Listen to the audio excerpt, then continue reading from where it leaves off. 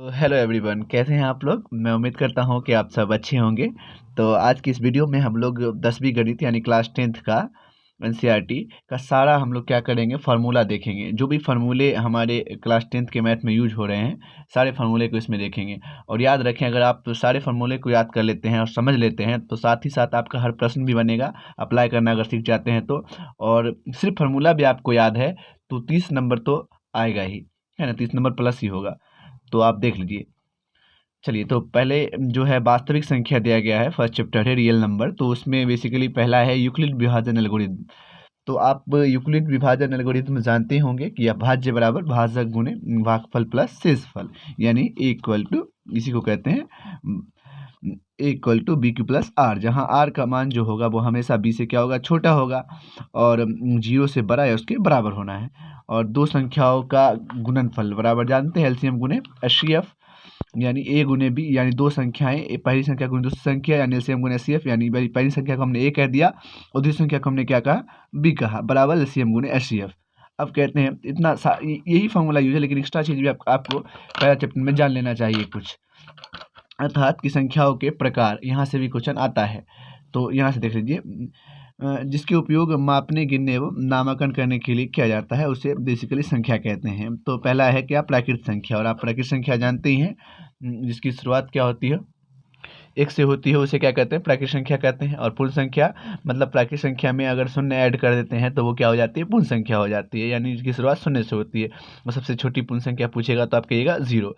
और अगला है तीसरा, कि पूर्णांक संख्या, यानी जो हमारा ये है ना, जिसको संख्या रेखा पर दर्शा देते हैं, ये सब लिखेंगे और साथ में ऋणात्मक संख्या भी लगा देते हैं, यानी प्राकृत संख्या और पूर्ण संख्या दोनों का योग भी करेंगे और साथ में माइनस भी कर देंगे, यानी माइनस वाला संख्या भी आ जाएगा, यानी इसको एक संख्या रेखा पर दर्शा सकते हैं। जिसे कहते हैं हम लोग पूर्णांक संख्या। सम संख्या आप जानते हैं, जिसको 2 से भाग लगा सकते हैं, उसे सम संख्या कहते हैं, आपको पता ही होगा। और साथ में 5वां नंबर है विषम संख्या, यानी जिसे 2 से भाग नहीं लगाया जा सके। आप सब में याद रखिएगा सबसे छोटी संख्या क्या होती है, और सबकी बड़ी संख्या अनंत होती है, ये याद रखना है आपको। सम संख्या, सबसे छोटी सम संख्या क्या है, तो 2 है। और विषम आप अगर बात करते हैं विषम संख्या, तो जो 2 से भाग ना लगे उसे विषम संख्या कहते हैं। आपने फिर से मैं बोल रहा हूँ, 1, 3, 5 जो भी, और 6, यानी आप ये जानते हैं भाज्य या संयुक्त संख्या उसे ही कहते हैं, जिसको मतलब 2 या 2 से अधिक भागफल हो, जिसका 2 से अधिक भागफल हो, तो उसे हम लोग क्या कहते हैं, भाज्य संख्या कहते हैं, यानी संयुक्त संख्या कहते हैं। अर्थात 4, यानी आपको उसे 2 से काट सकते हैं और 4 से काट सकते हैं, और साथ में 1 से तो सब में भाग लगता ही है, तो 3 हुआ ना। 2 से अधिक अगर किसी का भाज्य है तो उसे क्या कहेंगे, संयुक्त संख्या या फिर भाज्य संख्या। 6 देखिए आप, 2 से 3 से और 6 से कटेगा, 2 से 4 से और 8 खुद से कटेगा, 1 से भी कटेगा, 3 से 9 से और 1 से खुद से। तो ये आप जान लीजिए। तो इसे क्या कहते हैं, भाज्य संख्या, जिसमें भाग लगाया जा सके, जिसका 2 या 2 से अधिक भाजक हो। अभाज्य संख्या, अभाज्य संख्या वो संख्या होते हैं जिसे सिर्फ और सिर्फ वो खुद से ही कटेगा और एक तो रहता ही, मतलब आप ये याद रखें, जो सिर्फ खुद से ही कटे उसे कहते हैं हम लोग, सिर्फ जिसे हम खुद से ही भाग लगा सकते हैं उसे ही कहते हैं अभाज्य संख्या। और एक से एक तो रहता ही है सब संख्या के नीचे में, यानी आप किसी को कोई भी संख्या दुनिया का है, यदि आप उससे 1 से भाग दीजिएगा तो वो क्या होना है, वही संख्या आना है। तो अभाज्य संख्या जो सिर्फ खुद से विभाजित हो और 1 से, है ना, उसे कहते हैं हम लोग अभाज्य संख्या, या फिर अभाज्य संख्या को ही हम लोग क्या कहते हैं, रूढ़ संख्या। अब कहते हैं सह अभाज्य संख्या, 8वां नंबर है एचसीएफ, जिसका 1 हो, यानी जब दो संख्याओं का एचसीएफ क्या हो, 1 हो, तो उसे हम लोग कहते हैं सह अभाज्य संख्या। जैसे 1 और 3 के बीच कुछ कॉमन है नहीं, तो ये क्या हो गया आपका सह अभाज्य संख्या का रूप हो गया। 13 और 15 में कुछ कॉमन है नहीं, 9 और 16 में कुछ कॉमन है नहीं, कॉमन है ना, दोनों में रहेगा तो ना एचसीएफ निकलेगा। मतलब एचसीएफ का मतलब क्या होता है, हाईएस्ट कॉमन फैक्टर, और इस दोनों के बीच जो सबसे बड़ा कॉमन होगा वही होगा आपका एचसीएफ। तो संपूर्ण संख्या, संपूर्ण संख्या का बात क्या है, जब संख्याओं के गुणनफल का योग उस संख्या का 2 गुना होता है तो उसे हम लोग क्या कहते हैं, उसे हम लोग कहते हैं संपूर्ण संख्या। देखिए आप, जैसे 6 और 28, देखिए 6 का गुणनफल 1, 2, 3 और खुद 6 होगा, इसका योग कीजिए तो देखिए 12 पूरा, यानी जिस संख्या के गुणनखंड ये है इसका, और इसका योग किए तो कितना हो गया, 12। एक 28 भी है, आप इसका भी कर सकते हैं तो 56 हो जाएगा। इसका गुणनखंड कीजिएगा और इसको जोड़िएगा, आप आ जाएगा 28। परिमेय संख्या, जिसे पी और टी क्यू के रूप में लिख सकते हैं। और इसी का चैप्टर यहीं से स्टार्ट होता है, वास्तविक संख्या का ना। जिसे पी/टी क्यू के रूप में लिख सकते हैं। और क्यू बराबर नहीं होना है जीरो, क्योंकि क्यू बराबर अगर जीरो हो गया तो फिर दिक्कत हो जाएगा, यानी वो जीरो हो जाएगा। और जैसे कि √25 यानी जिसको हम लोग रूट से बाहर निकाल सकते हैं 0.45, जिसमें हम लोग क्या लगा सकते हैं, रेक्टेंगल लगा सकते हैं 0.4566 यानी इस पर भी हम रेक्टेंगल लगा सकते हैं। तो ये भी क्या है, परिमेय संख्या ही है। अपरिमेय संख्या जिसे पी/टी क्यू के रूप का ना हो, यानी क्यू बराबर नहीं जीरो, यानी देख लीजिए आप कह सकते हैं कि √4 तो नहीं होगा, √5 आप कह सकते हैं, क्योंकि ये मतलब जिसे रूट से बाहर नहीं निकाला जा सके। 76 भी नहीं होगा, यानी बाहर का एक ही संख्या अपरिमेय होता है जिसे हम लोग क्या करते हैं, जिसपे एक रिंग भी नहीं लगा सकते। जैसे 0.12122 1 फिर 222 फिर 1। अब देखिए आप ये दो रुकने वाला है नहीं, इसका मतलब ये क्या है, अपरिमेय संख्या है। या तो आपका 0 का रिपीटेशन हो सकता है, 1 का भी हो सकता है, कुछ का भी हो सकता है। पूर्ण वर्ग संख्या जिसका पूर्ण वर्ग हो, जैसे 2 दूना 4, 4 चौका 16, 5 25 है ना, 10 10 दाही के 100, तो इसका पूर्ण वर्ग है। और पूर्ण घन संख्या जिसका पूर्ण घन हो, है ना, 2 का घन कितना होगा 8, और 3 का घन कितना होगा 27, और 4 का घन कितना होगा तो 64। तो ये हो गया आपका पूर्ण घन संख्या। रामानुजन संख्या तो आप जानते ही हैं, 1729 4104 और 13832। इसका भी नियम लॉ होता है, किस प्रकार से इसको खोजा गया था। हमारे भारत के ही रामानुजन वैज्ञानिक थे। अब देखिए वास्तविक संख्या, परिमेय और अपरिमेय संख्या के मिश्रण को वास्तविक संख्या कहते हैं। √2 √5 और जो भी है आप दोनों को ले लीजिए, ये सारा का सारा क्या हो गया, वास्तविक संख्या हो गया, है ना। थोड़ा बेसिक बात भी जान लेते हैं। इसमें क्या कह रहा है कि सभी परिमेय संख्या एक वास्तविक संख्या होती है, यानी जितने भी परिमेय होगी सारी वास्तविक होगी, लेकिन सभी वास्तविक संख्या एक परिमेय संख्या नहीं होगी। सभी अपरिमेय संख्या एक वास्तविक संख्या होगा। जी हाँ, जो भी अपरिमेय है ये वास्तविक तो होगा क्योंकि इसी का प्रकार है, लेकिन सभी वास्तविक संख्या एक अपरिमेय तो ना होगा। पूरा वास्तविक का आप ले लीजिएगा तो वो अपरिमेय नहीं होगा। तो यही आपको जानना था। चलिए देखते हैं सेकेंड चैप्टर। तो दूसरा चैप्टर में है बहुपद यानी पोलिनोमियल्स। आप जानते हैं बहुपद चर की घात पूर्ण संख्या के रूप में होता है तो उसे बहुपद कहते हैं, आप जानते हैं। यानी सब सारा का सारा लिख दिए। देखिए 5x² + 4x + 8 यानी चर वेरिएबल, यानी दो कोई भी संख्या उसे वेरिएबल, अचर यानी कांस्टेंट, यानी जो भी अपना ये है अचर पद है। तो अचर क्या होगा आपका x y z कोई भी संख्या, और आपका अचर क्या होगा कोई भी कांस्टेंट वैल्यू, यानी चर की घात यानी आप x y यहाँ कुछ भी रहे आप उसको देखिएगा पूर्ण संख्या के रूप में हो तो उसे हम लोग कहते हैं। और x⁴ का मतलब भी एक ही होता है। तो यह आपका चर हो गया यानी x y z कुछ भी, और अचर कांस्टेंट यानी कोई भी संख्या, है ना। समीकरण x² + bx यानी इस प्रकार से दिया गया। देखिए एक जगह पे रख दिया आपको, ये अचर पद है, और बी की जगह पे अचर पद को, ये अचर पद खुद है, यानी बीजीय व्यंजक हो गया ये एक प्रकार का। और जब शून्य के बराबर कर दिया तो ये एक समीकरण बन गया। और इस प्रकार से एक बहुपद है जिसे 0 के बराबर नहीं लिखते हैं, उसे क्या कहते हैं बहुपद। और 0 के बराबर अगर कर दिए तो वो समीकरण हो गया, और सारे रूप को उसको बीजीय व्यंजक में हम लोग रखते हैं। अगला कहता है कि बहुपद के प्रकार हैं। देखिए रैखिक बहुपद होता है, और द्विघात बहुपद और त्रिघात बहुपद।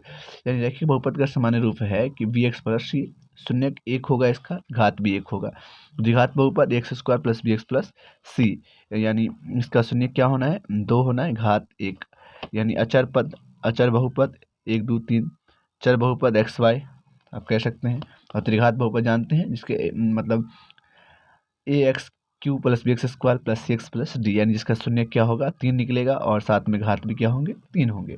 द्विघात बहुपद के लिए आप जानते हैं x² + bx + c, यानी मूलों का या शून्यकों का योगफल, यानी अल्फा प्लस बीटा बराबर क्या होता है आपका -b/a, यानी -x का गुणांक बट्टे x² का गुणांक, इसी को कहते हैं -b/a। मूलों का गुणनफल या शून्यकों का गुणनफल इसी को कहते हैं अल्फा गुणित बीटा बराबर c/a, यानी अचर पद यानी x² का अचर पद बट्टे x² का गुणांक। और त्रिघात बहुपद के लिए आपका क्या है ax³ + bx² + cx + d, यानी मूलों या शून्यकों का योगफल, यानी अल्फा बीटा गामा -b/a याद रखिएगा। और साथ में मूलों का शून्यकों का गुणनफलों का योग alpha beta beta gamma gamma alpha. तो आप गुना आ गया तो समझ लीजिए वही वाला पहले वाला c/a, और एक ही चीज़ चेंज है, यानी अल्फा बीटा गामा, यानी गुना होगा सबके बीच, अल्फा गुने बीटा गुने गामा, है अल्फा बीटा गामा है ये -d/a हो जाएगा आपका। और देख लीजिए आपका जो यहाँ है पी एक्स बराबर, आप भाज्य को पी एक्स कहेंगे और जी एक्स को भाजक कहेंगे और गुणे क्यू एक्स को भागफल कहेंगे और प्लस शेषफल आर एक्स को कहेंगे। ठीक है, यानी देख लीजिए हिंदी में क्या कहते हैं, सारा का सारा मैंने यहाँ लिख दिया है।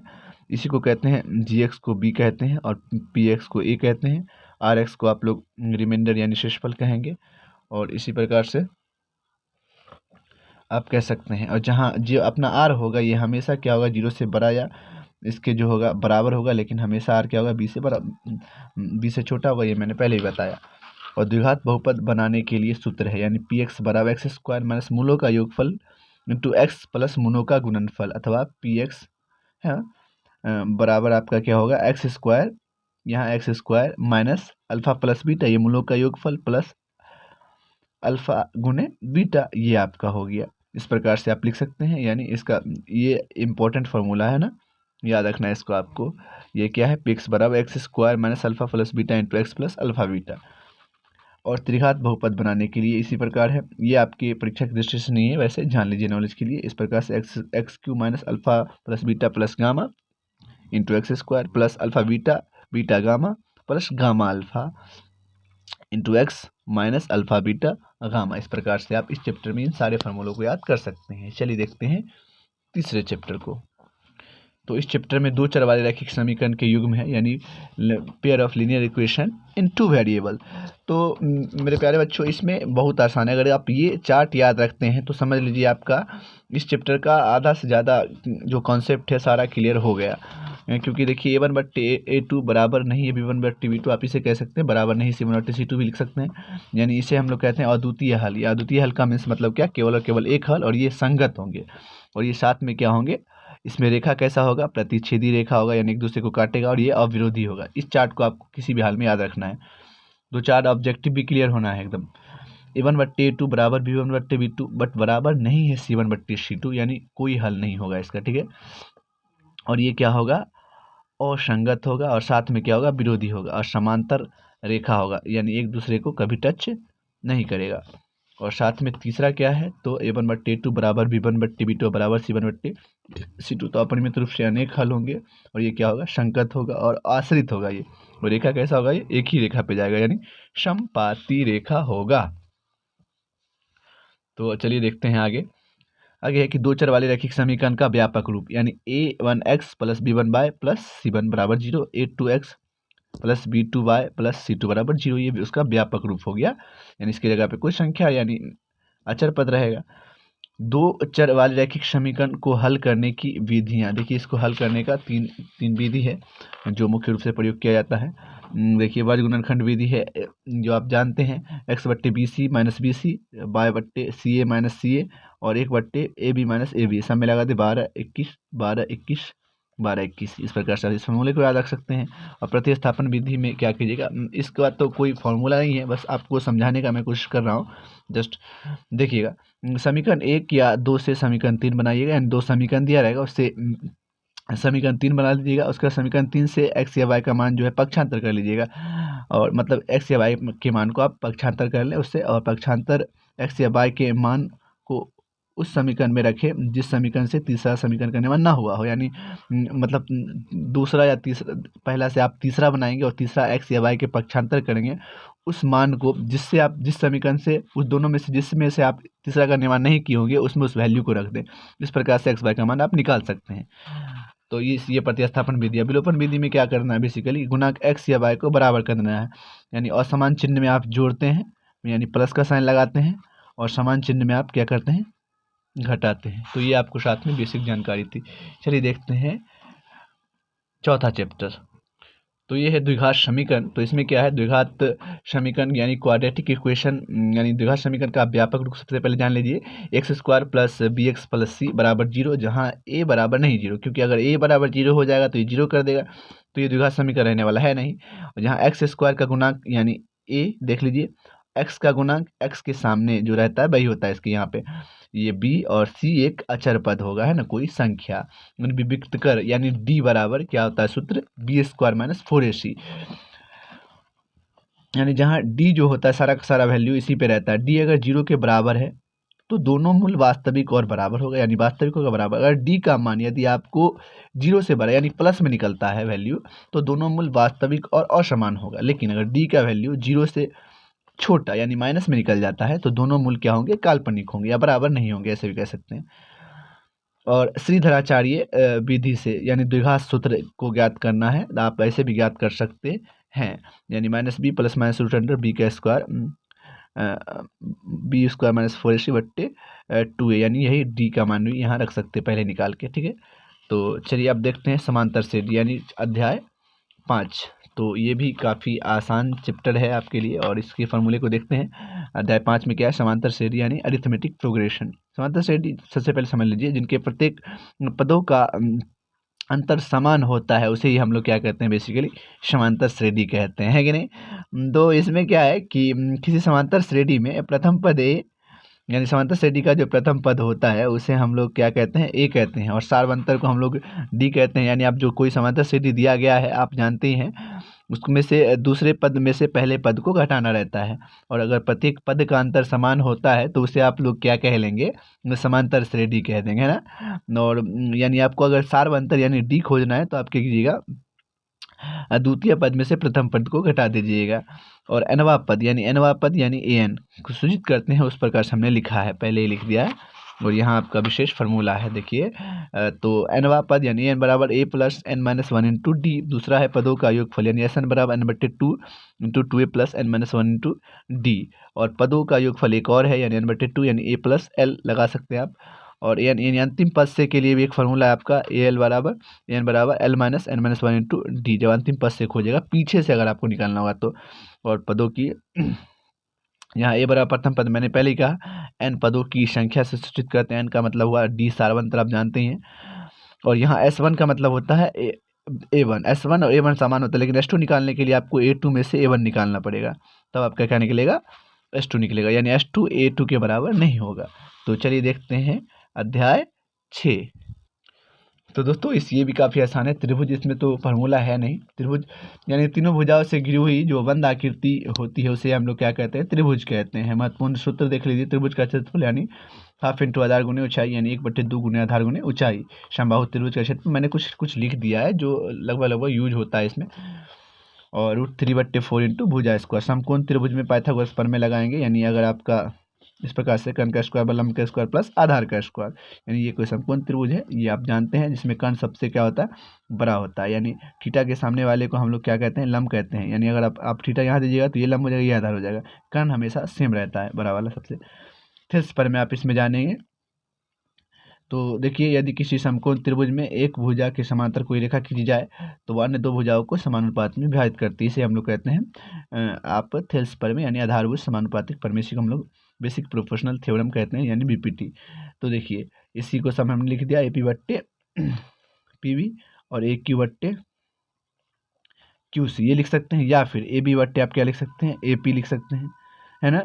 और या फिर आप लिख सकते हैं AC बट्टे, आप बड़ा वाला भुजा को लीजिए और AQ लिख सकते हैं, या फिर आप AP बट्टे क्या लिख सकते हैं, AC लिख सकते हैं, और साथ में AQ बट्टे आप AC लिख सकते हैं। इस प्रकार से आप लिख सकते हैं, किसमें, तो थेल्स प्रमेय में। अब थेल्स प्रमेय का विलोम ये रहा आपका, ये 5 नंबर में आपको जो है आता है ये सिद्ध करने के लिए। थेल्स प्रमेय का विलोम इन दोनों में से आ ही जाता है कभी कभी। देखिए, यदि किसी त्रिभुज में एक भुजा दो भुजाओं को भिन्न भिन्न अनुपात में प्रतिच्छेद करती है, भिन्न भिन्न अनुपात में प्रतिच्छेद क्या करती है, भिन्न भिन्न अनुपात में, तो तीसरी भुजा क्या होता है, वो समांतर हो जाती है। तीसरी भुजा क्या स्थित हो जाती है, समांतर स्थित हो जाती है।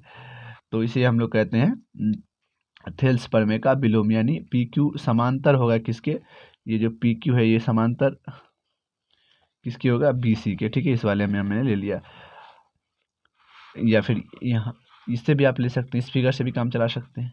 और मैं इससे लिया, दो समरूप त्रिभुज के क्षेत्रफल का अनुपात उनके संगत भुजाओं के वर्ग के अनुपात के बराबर होता है। ये भी है आपका, ये एक प्रमेय ही है, इससे भी आपका एक ऑब्जेक्टिव बनता ही है हमेशा।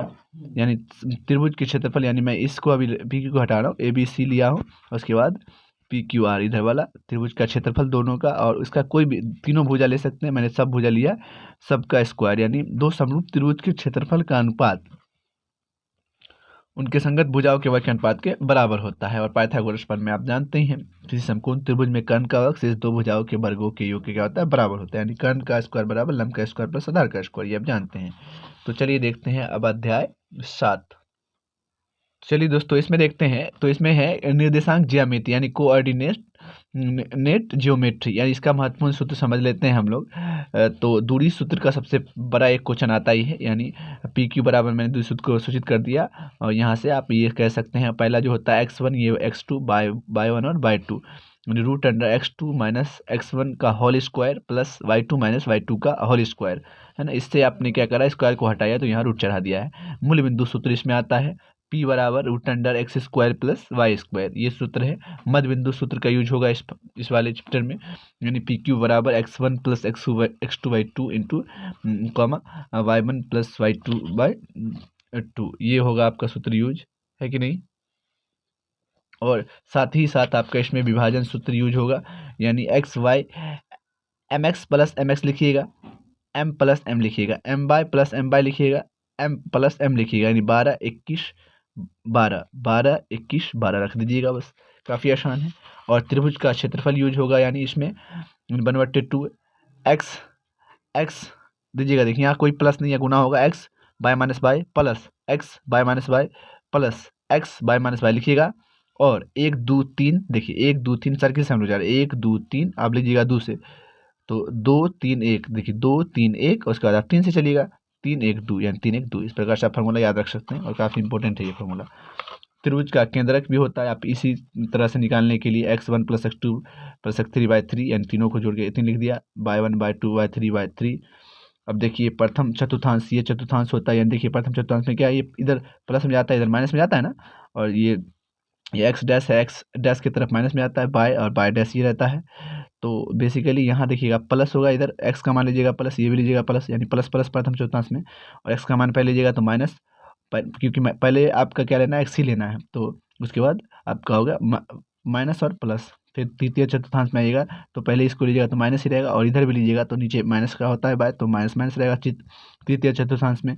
और चतुर्थ चतुर्थांश में क्या है कि पहले एक्स का लीजिएगा तो प्लस और नीचे बाय हो जाएगा माइनस। तो ये है आपका, आप कोई भी संख्या दिया जाएगा रहेगा, एक क्वेश्चन तो रहता ही है।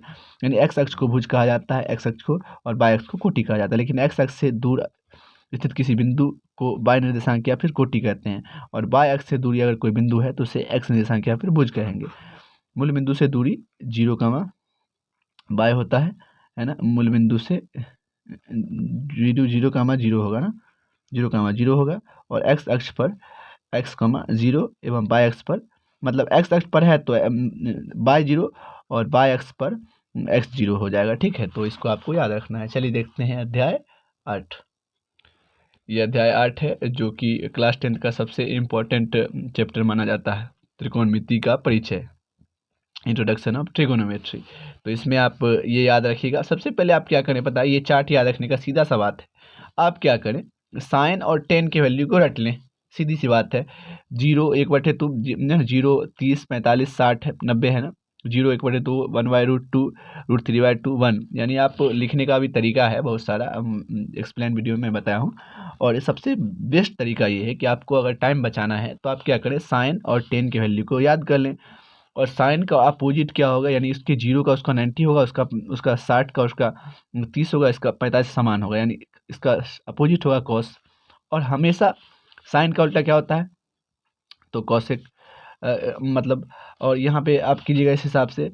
और कॉस का उल्टा आप करिएगा सेक, कॉट टेन का उल्टा कॉट, उसको पलट दीजिएगा, बस ये वैल्यू आपको सारा का सारा याद हो जाएगा, ठीक है ना। तो इस प्रकार से आप वैल्यू को याद कर सकते हैं। और आप जानते हैं टाइप वाइज मैंने बताया, देखिए टाइप 2 में क्या है, देखिएगा आपके लिए क्या है, कर्ण।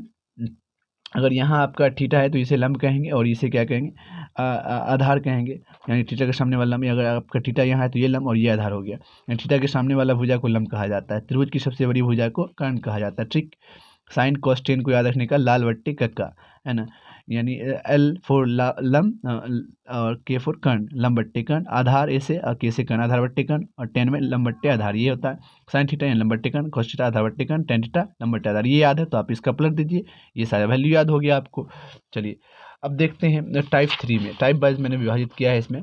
Sign square theta plus cos square theta बराबर 1 होता है, यानी साइन स्क्वायर थीटा बराबर क्या हो जाएगा 1, इधर चला जाएगा तो ये माइनस में कॉस स्क्वायर थीटा अगर लिखना है तो 1 इधर चला जाएगा sin square theta. 1 plus tan square theta equal to sec square theta होता है। यदि आप sec square tan square theta लिखते हैं तो सेक स्क्वायर थीटा इधर चला जाएगा तो -1 बराबर कुछ पार टेन स्क्वायर थीटा अगर लिखते हैं तो सेक स्क्वायर थीटा, और ये जो है आपका इधर आ जाता है तो ये माइनस का सेक हो जाएगा, ये इधर देते हैं तो आप इस प्रकार से लिख सकते हैं।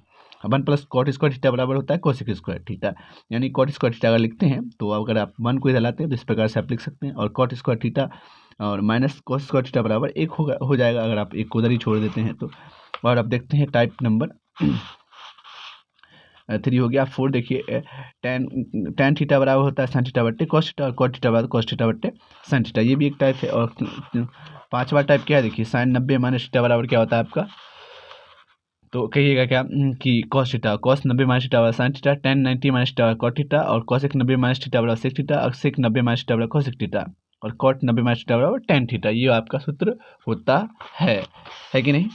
और साथ ही साथ इसका कॉसेक का उल्टा साइन होता है, यानी कॉसेक थीटा टाइप छठा है 1/sin थीटा, और कॉसेक इंटू साइन बराबर आप क्या लिखिएगा, तो बराबर कुछ पर गुना में चला 1 लिख सकते हैं। कॉस थीटा बराबर 1/सेक, यानी आप बराबर किस पर लिए, ये सेक हो गया, यानी ये अलग है ना, ये अलग बात है, गुना मत समझ लीजिएगा, आपको ये कॉमा है, ये अलग है। और आप साथ ही अगला देखते हैं तो कॉट थीटा बराबर 1/tan, अगर आप बराबर किस पर ले tan इंटू कॉट बराबर क्या हो जाएगा, कॉट इंटू tan उसको कहें तो 1 हो जाएगा। और अन्य सूत्र भी साथ में है, आप इसको भी याद रखेगा, इस चैप्टर में यूज होता है तो ज़्यादा बेहतर रहेगा। किसी फार्मूला मतलब जो क्वेश्चन में यूज हो जाएगा, a+b का होल स्क्वायर आपको याद रखना है कि a² + b² + 2ab, यानी a² + 2a + b² भी लिख सकते हैं, -b का होल स्क्वायर है, a+b का होल क्यू है लिखा हुआ, a-b का होल क्यू, साथ में ये सारा फार्मूला आपको दिया गया है। इस प्रकार से आप स्क्रीनशॉट लेकर याद कर सकते हैं और साथ में आप देख भी सकते हैं, है ना, काफ़ी आसान फार्मूला है सारे के सारे। चलिए अब देखते हैं अध्याय 9। तो इसमें क्या रखा हुआ है, त्रिकोणमिति के कुछ अनुप्रयोग, यानी ये अध्याय 9 में है, आपको पता है। तो इसमें क्या है, समय एप्लीकेशन ऑफ ट्रिगोनोमेट्री में क्या है कि आप सबसे पहले आपको उन्नयन कोण और अवनमन कोण समझना। उन्नयन कोण का सीधा मतलब है ऊंचा नयन, मतलब अगर आप किसी चीज़ को नीचे से ऊपर की ओर देख रहे हैं तो आप दृष्टि रेखा और क्षैतिज रेखा के बीच बना कोण उन्नयन कोण होगा। यदि आप ऊपर से नीचे की ओर कोई वस्तु को देख रहे हैं तो सामने अगर आप देख रहे हैं नीचे किसी वस्तु को देख रहे हैं तो क्षैतिज रेखा ऊपर बनेगा, यहाँ पे क्षैतिज रेखा और दृष्टि रेखा के बीच जो ये वाला कोण बनेगा, ये आँख है आपका, तो इसे कहेंगे हम लोग अवनमन कोण कह सकते हैं।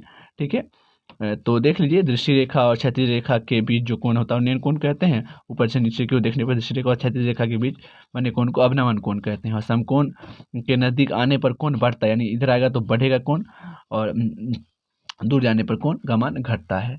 अब चलिए देखते हैं अध्याय 10। ठीक है, यानी वृत्तों से संबंधित क्षेत्रफल, यानी इसमें तो काफ़ी आसान है। आप देख लीजिए एक त्रिभुज सबसे पहले पारिए, यानी सबसे मैं बाय फिगर समझाने की कोशिश करता हूँ। उसमें देखिएगा, इसमें क्या है, यदि आप एक गोल परिधि ले लेते हैं, सर्किल लेते हैं, इसमें देखिए सबसे बाहरी भाग को हम लोग परिधि कहते हैं, और वृत्त की इस प्रकार से आप दो परिधियों को मिलाने वाली रेखा जो होती है उसे जीवा कहते हैं, और वृत्त की सबसे बड़ी जीवा जो होती है उसे हम लोग व्यास कहते हैं, इसे आप केंद्र कहते हैं, और वृत्त के केंद्र से परिधि तक के बीच की दूरी को त्रिज्या कहते हैं। अगर आप 20 से इसको बांटते हैं या फिर कहीं से आप बांटते हैं तो इस प्रकार से देखिए, आप जैसे यहाँ से मैंने बांटा तो ये भाग हुआ इसका लघु वृत्तखंड हो गया, और यहाँ से इससे जो बचा इस साइड का पूरा भाग ये क्या हो गया, दीर्घ वृत्तखंड हो गया, इस साइड का पूरा भाग ये लघु वृत्तखंड। अब हम त्रिज्यखंड समझते हैं, त्रिज्यखंड समझिएगा, यानी ये भाग देखिए, ये वाला जो रेखा डाला गया है यहाँ से यहाँ, ये पूरा एरिया इसे लघु त्रिज्यखंड कहेंगे। इसके अलावा ये जो सारा एरिया सब क्या हो गया, आपका दीर्घ त्रिज्यखंड हो गया। ठीक है, काफ़ी आसान था ये। और ये सारा सूत्र है, वृत्त का क्षेत्रफल बराबर पाया स्क्वायर, वृत्त की परिधि 2 पाया, अर्धवृत्त की परिधि है, इसे में कर दिया तो पायर बन गया, अर्धवृत्त का क्षेत्रफल है हाफ इंटू पाया स्क्वायर, वृत्त की चतुर्थांश का क्षेत्रफल 1/4 लगा दीजिए, पायर स्क्वायर कर दीजिए, त्रिज्यखंड का क्षेत्रफल है आपका θ/360 गुने पाया स्क्वायर, चाप की लंबाई θ/360 गुने 2 पायर कर दीजिए, और साथ में ये स्पर्श रेखा ये आप जानते हैं जो 1.25 वलय का क्षेत्रफल होता है, यानी पाई माइनस ये होता है वलय आपका, इसमें से बड़ा में से छोटका को घटा दीजिए, pi minus r square minus r1, तो ये निकल जाएगा ये वाला। और वृत्त का क्षेत्रफल आप वृत्तखंड का क्षेत्रफल एक, तो वृत्तखंड का क्षेत्रफल होता है θ/360 गुने pi square minus r square sine θ/2, और यानी किसी वृत्त की स्पर्श रेखा उसे केवल एक ही बिंदु पर प्रतिच्छेद करती है। वृत्त के केंद्र पर 360 डिग्री का कोण बनता है, और अर्धवृत्त पर 180 डिग्री का कोण बनता है। और कुछ और बातें हैं, देख लीजिए आप। इसमें क्या है कि एक वृत्त पर अनेक स्पर्शरेखा खींचा जा सकता है और एक वृत्त पर दो समांतर स्पर्शरेखा खींचा जा सकता है। वृत्त के बाहरी बिंदु से दो स्पर्शरेखा खींचा जा सकता है और वृत्त के अंदर स्थित किसी बिंदु से एक भी स्पर्शरेखा खींचा नहीं जाएगा, शून्य स्पर्शरेखा। और वृत्त के परिधि पर स्थित किसी एक बिंदु से स्पर्शरेखा की संख्या क्या होगी, एक ही होगी, यानी एक ही स्पर्शरेखा खींचा जा सकता है। तो चलिए आप देखते हैं आगे के अध्याय को। तो इसमें तो सारा का सारा फॉर्मूला ही है पृष्ठीय क्षेत्रफल और आयतन में। देख लीजिए, ये जो है आपका घनाव है, यानी घनाव का पृष्ठीय क्षेत्रफल क्या होता है, 2 × LV + BH + अचल। और आयतन आप ये से देख लीजिए, इसे ऊंचाई कहते हैं, इसे चौड़ाई, इसे लंबाई कहते हैं, यानी LBH। और आयतन ये हो गया आपका घनाव का विकर्ण √L² + B² + S² हो गया। और घनाव का मतलब 6 सतह होते हैं, घनाव में 12 किनारे होते हैं, साथ में 8 शीर्ष होते हैं। और घन का पृष्ठीय क्षेत्रफल, यानी ये आपका घन है, यानी क्यूब है, तो 6 × भुजा स्क्वायर, यानी 6 × भुजा स्क्वायर, यानी A² इसको कहते हैं। घन का आयतन AQ, यानी भुजा क्यू। घन का विकर्ण √3a, ये बाहर है। घन में 6 सतह, उसी तरह 12 किनारे और 8 शीर्ष होंगे, सेम। और अब देखते हैं थोड़ा सा और, इस तरह से ये है आपका बेलन का पृष्ठीय क्षेत्रफल 2πRh होता है। और बेलन का संपूर्ण पृष्ठीय क्षेत्रफल क्या होता है, 2πr × h + r। और इसका बेलन का आयतन क्या होता है, π²h। यानी आप देखते हैं शंकु, तो शंकु में क्या है, शंकु यानी कोण, L = h² + r², इसका यानी h ये होता है। तो शंकु का पृष्ठीय क्षेत्रफल πRL होता है, जहाँ जो आपको लिख दिया L बराबर लिखा गया। शंकु का संपूर्ण पृष्ठीय क्षेत्रफल अगर ले तो πRL है ना, इसी में आप नीचे वाला जोड़ देते हैं तो आप π² हो जाता है, πRL × L + r कह सकते हैं। और साथ ही साथ यहाँ पे अगर आप लेते हैं शंकु का आयतन, तो वही मतलब बेलन के आयतन का 3 गुना, यानी 1/3 गुना, यानी 1/3 से गुना कर दीजिए, π² h। शंकु के छिन्न का पृष्ठीय क्षेत्रफल πL × r1 है ना + r2, इस प्रकार से आप कह सकते हैं। और L का मान होगा h², यानी r1 - r2 का होल स्क्वायर। तो उसी को हम लोग रख देते हैं L की जगह पे, तो ये हो जाता है बड़ा। शंकु के चिन्ह का वक्र पृष्ठीय क्षेत्रफल πL × r1 + r2 + πr1² + r2²। और इसी तरह आप अगर गोला लेते हैं तो आप क्या कीजिएगा, स्फीयर यानी गोला का पृष्ठीय क्षेत्रफल πr², गोला का आयतन 4/3 πr3, गोला का संपूर्ण पृष्ठीय क्षेत्रफल वही होता है, π² ही होगा आपका। अर्धगोला का पृष्ठीय क्षेत्रफल अगर लेते हैं ये वाला, तो 2πr², और अर्धगोले का संपूर्ण पृष्ठीय क्षेत्रफल लेते हैं तो इसमें 3π² हो जाएगा। अर्धगोले का आयतन 2/3 πr3, ये आपका अर्धगोला हो गया। तो चलिए अब आखिरी, तो इसमें है सांख्यिकी, यानी अध्याय 13 में प्रत्यक्ष विधि से आपका ज्ञात करना होता है σf(x) / σf। और कल्पित माध्य विधि से अगर ज्ञात करना है तो a + σfd / σf, यानी x की जगह पे आप d लगा दीजिएगा। और पग विचलन विधि में आप कीजिएगा L + σfu आ जाएगा d की जगह पे, और बट्टे σf, और गुणित इसमें h भी होगा। बहुलक बराबर जानते हैं आप, यानी आप L + f1 - f0 बट्टे 2f1 - f0 - f2 गुणित h। और माध्यक का सूत्र, या माध्यिक L + n/2 - cf बट्टे f गुणित h। और 3 माध्यक बराबर होता है 2 माध्यक + बहुलक। तो ये आप याद रख सकते हैं। और प्रायिकता लास्ट चैप्टर है, तो प्रायिकता घटना E के अनुकूल परिणामों की संख्या बट्टे प्रयोग के सभी संभव परिणामों की संख्या, यानी PE + P नहीं, प्रायिकता ना होना बराबर 1 होता है। यानी प्रायिकता का मान जो होता है वो हमेशा 0 से बड़ा या 0 के बराबर होता है, लेकिन 1 से हमेशा क्या होता है, छोटा, और 1 के बराबर होता है। प्रायिकता का मान 0 से 1 के बीच होता है। प्रायिकता का मान 1% से लेकर 100% के बीच होता है। असंभव घटना की प्रायिकता आपको पता होगा कि 1 होता है, और असंभव घटना की प्रायिकता क्या होता है, असंभव की, तो वो 0 होता है। Thank you so much.